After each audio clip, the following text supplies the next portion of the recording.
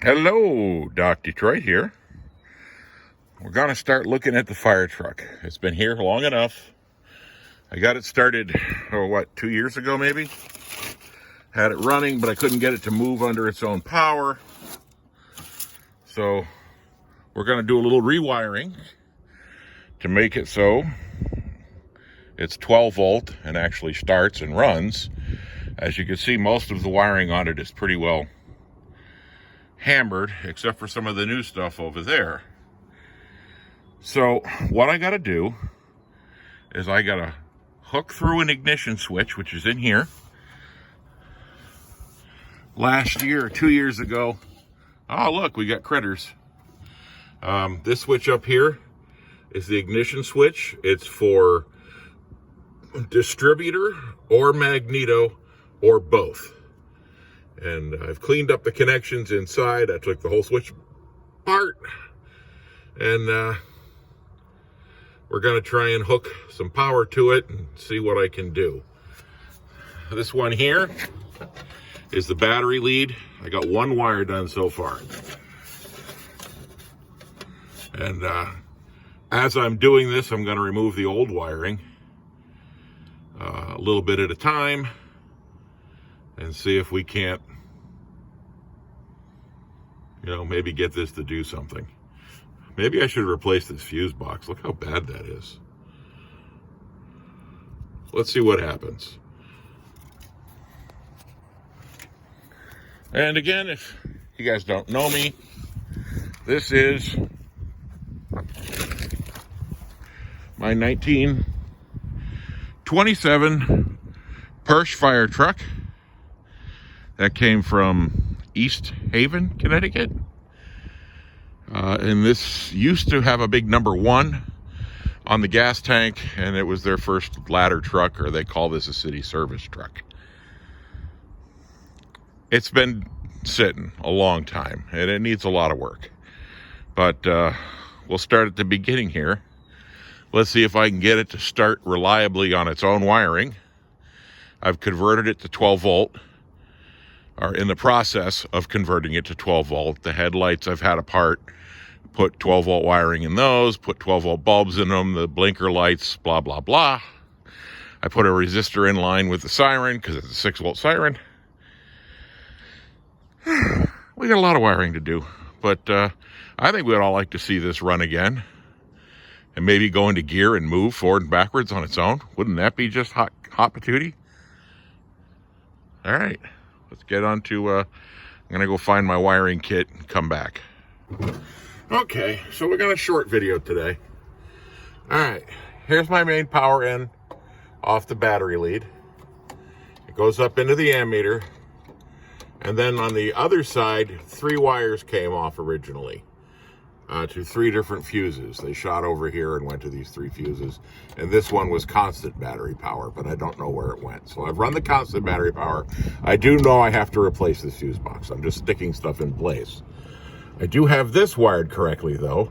That is your ground wire for the magneto on the ignition switch, and that's going to go right to ground. Your battery wire is going to come from the fuse over to your battery, and that's going to get its power from over here through the fuse. And then this, where is it? This wire here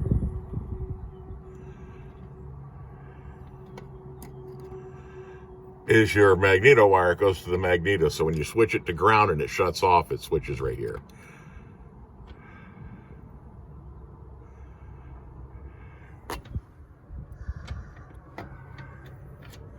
And hiding in the back, there it is. See, that's your ignition wire, and that's going to go down to the coil. So we got our power in, our ignition, our magneto, and our ground. And that's how this dual switch works. So you can switch it to battery, you can switch it to magneto, or you can switch it to both. And I have got to make some jumper wires, and I'm running out of time today. So I'm going to get a fuse box, and we're going to get ready to replace the fuse box. I'm going to start making some jumper wires so we can get everything wired in here.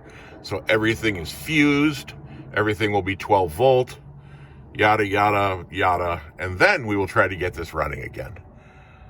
But it's such a beautiful day out here. I thought I'd come out and uncover this for the first time this winter and see what we got. All right. Yeah. Okay, let's go back over to the other side. So I found this roll of insulated, what they call telephone wire. It's pretty old. But it does have a polyester cloth sheathing on it and a plastic insulator in it. And it's the right gauge wire. So I'm going to start making all of my jumpers out of this stuff. So at least it has the right kind of wire in it. I was originally going to use spade terminals, but I don't like the way they work. So this is the first incarnation of what I was going to make for a jumper. That's going to go on the amp meter. That's going to go to the 3 different fuses. You'll have one for lights, one for other lights, and one for ignition. And then there's going to be a big wire that comes off that's going to go to that siren through a big button. But I haven't gotten any of that wired in yet. I'm going to really just go for ignition at this point. I'll probably only hook up the ignition wire through the fuse box at the moment, but we will see. So that's what we're doing. A little quick video today. I thought you guys would like to hear from me more frequently than less frequently. I'm trying. We'll see what we can do. Next video, let's do this. Next video, we're going to try to finish up the wiring on this, and I gotta go get gasoline anyway. I don't have any gas, which is why we're not starting it today. I had taken the fuel tank out and cleaned it and ran that fuel tank liner in it, that liquid nonsense, to try and help prevent it from clogging and all that nonsense.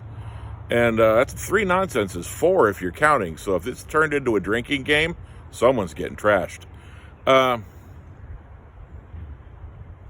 I'll pull the carburetor off again because it's been a few years and make sure it's still clean.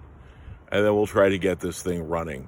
So looking forward to the next video that's more than 5-6 minutes long. We're going to try and get the old girl running again. And then we'll see if I can get the transmission to shift, because that's what held us up last time, so I couldn't get the transmission out of neutral. All right, let's get this thing wired and safe. You guys have a good afternoon, ladies, gentlemen, and anyone else. Like if you like, subscribe if you subscribe, and have a good day.